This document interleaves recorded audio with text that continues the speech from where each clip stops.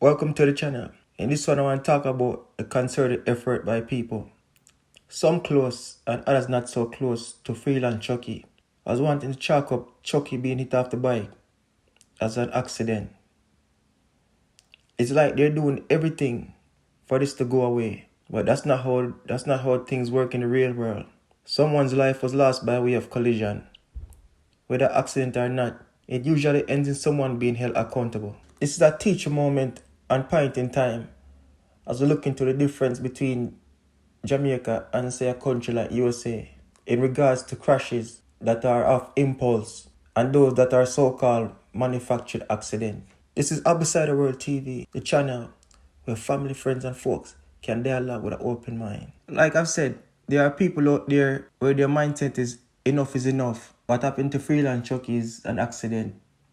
Now get on with it. In countries such as United States, Canada are one of those, law-driven countries. This wouldn't be the case, as there has to be documentation for whatever happened. Here you have someone who lost their lives. Up to now, there's no documentation. The person who hit Chucky off his bike. No description of where they were driving from, what direction they went into. I'm willing to bet not one cop in Jamaica that have an online presence find it necessary to go to the scene of the alleged accident and try to piece together what happened. Not one cop got in touch with the family members. Not one cop got in touch with those who saw Chucky in the aftermath of him getting hit off his bike to keep documentation of what happened. And this carried over to other parts of the society. The lack of investigation, documentation of information, the lack of endurance by citizens to go the distance to see that all information is put on the table is the reason why there is so much crime in the country. There is little to no deterrence in the country, and some always find it necessary to sympathize or turn a blind eye to those who does wrong. There's no documentation with intent to mitigate future occurrences of the same event, such as finding out how did the accident happen? Was it something wrong with the road and how the road is set up?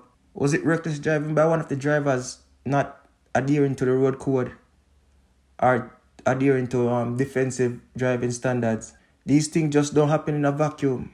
In this Freelance Chucky situation, it's probably better off if we use the word crash to describe what happened to him, because people seem to want to use the word accident as a means to try and absolve the wrongdoers from any responsibility. With the word crash, it indicates either the perpetrators targeted Chucky purposefully, or even if they didn't target him purposefully, they're driving recklessly on the road, negligently, which would mean that they'll still be held responsible for not being mindful of the other cars on the road and the personnel occupying those cars. Because if you use the word accident, a lot of Jamaicans would like to treat the situation where somebody actually lost their life as simple as someone stepping on a man's old shoes or motor boot and just leave it there so as an accident and just say go. Not that important.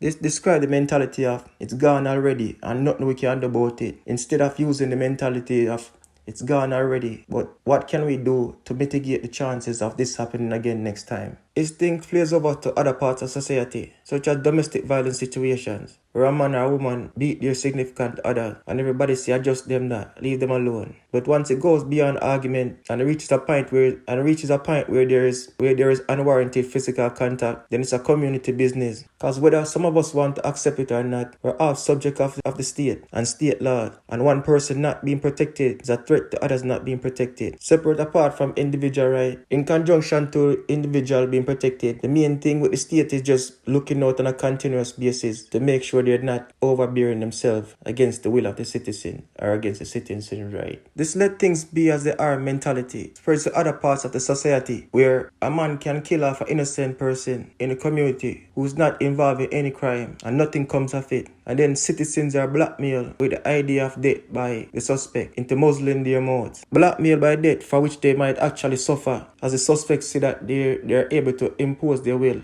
upon them and muzzle their mouth. The community not standing up together allow criminals to isolate individuals one by one. But by standing up together, it provides a deterrence. Because even though those suspects might have a weapon, and them have some friends, the whole community standing up, they wouldn't be able to go up against a whole community standing up, on top of the bucketive of the cops Another thing, you have these so-called Jamaican bad man. When them get involved with badness with other gunmen or other bad boy, them seem to have a problem keeping it between themselves and those that are opposing them, and leave innocent people out of it. They want to guilt and scare law-abiding citizens in thinking they're an informer for wanting to protect their community and reporting illicit act. They need to get no less than 7 years for witness intimidation, separate and apart from the case that they might be charged upon. Because bad men in the United States like Crips and Bloods, they seem to take responsibility for their actions, unlike the ones in Jamaica. The Crips and Bloods don't get mad law-abiding citizens making report or call them informant. They just see it as an innocent community bystander